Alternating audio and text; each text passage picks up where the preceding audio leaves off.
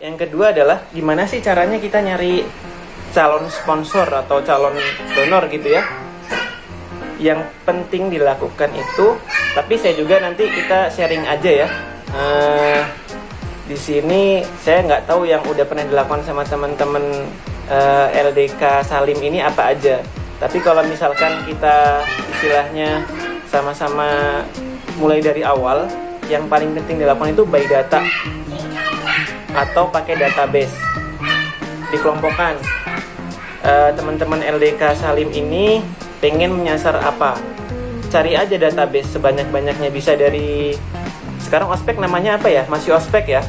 Atau ada nama lain dari ospek? PKKMB. Nah dari situ kan ada biasanya nama mahasiswa, terus kemudian istilahnya fakultasnya apa dan lain sebagainya, bisa jadi sebagai data juga dari kita. Data itu sekarang memang benar-benar diperlukan dan bisa sangat mahal harganya. Data lain dari mana? Teman-teman LDK Salim bisa mengikuti event atau kegiatan, katakanlah event-event kegiatan yang berhubungan dengan komunitas, individu, pameran dan lain sebagainya. Biasanya di situ akan ada yang ikut tuh dari berbagai instansi. Nah, itu bisa digunakan juga sebagai database. Jadi kita bisa punya istilahnya pegangan atau rencana, ini abis ini kita mau ngubungin mana, Bagus lagi kalau data itu akhirnya kita bentuk dalam form Excel, ya kan? Form Excel, syukur-syukur ada nama, ada nomor teleponnya, sama ada sosmednya dia. Sosmed itu sekarang adalah salah satu media yang paling banyak digunakan, terutama untuk mengetahui latar belakang sebuah atau seorang target untuk si sponsor kita.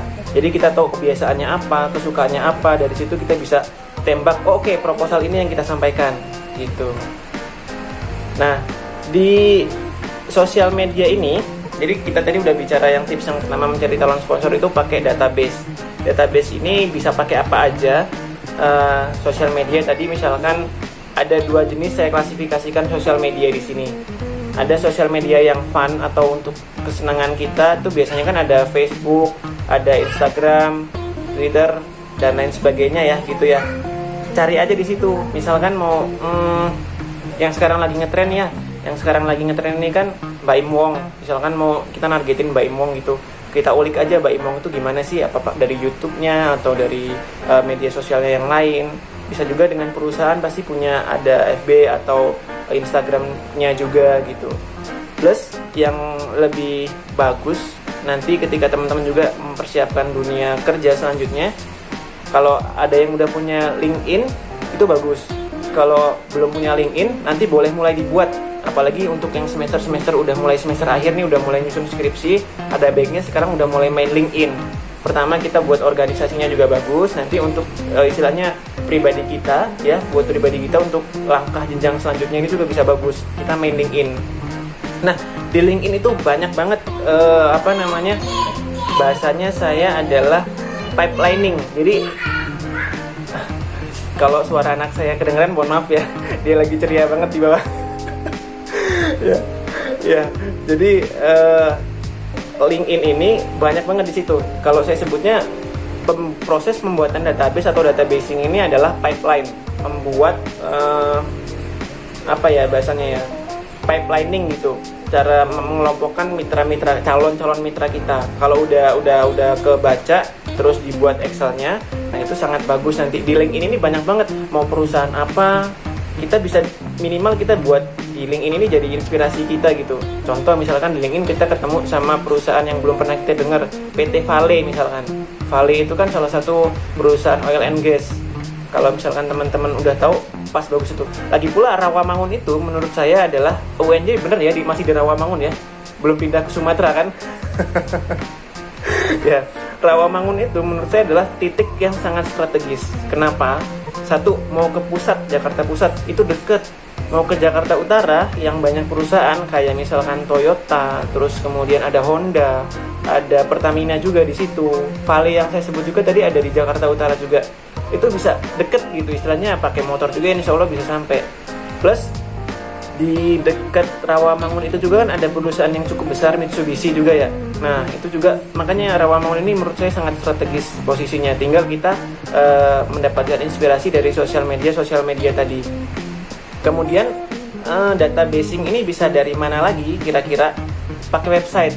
Sekarang kan zamannya kan udah, teman-teman saya yakin udah generasi milenial, bahkan ada yang generasi Y dan masuk generasi Z juga kan, yang udah nggak asing lagi sama yang namanya website. Jadi kalau tadi udah dapat inspirasi dari katakanlah LinkedIn atau dari sosial media yang lain, kita bisa ke websitenya kalau untuk core yang perusahaan. Kalau untuk core komunitas atau core yang individu, ini cukup kita main di sosial media tadi. Kita kepoin aja, oh ini senangnya apa, biasanya ngapain, oke kita tembak dari sini.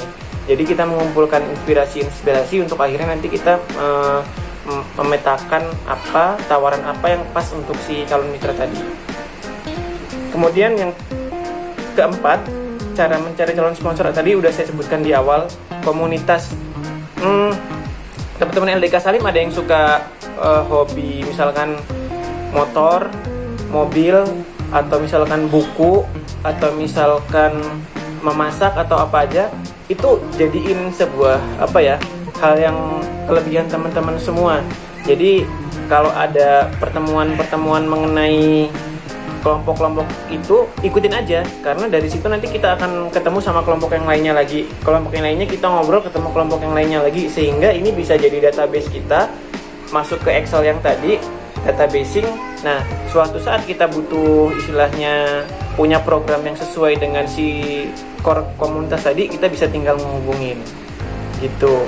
Terus yang selanjutnya adalah dengan media. Jadi di sini kita bisa melihat dari media-media massa gitu kan ya, ternyata yang sekarang lagi trending itu apa. Itu juga salah satu untuk mencari inspirasi, mencari calon sponsor tadi. Oke, terus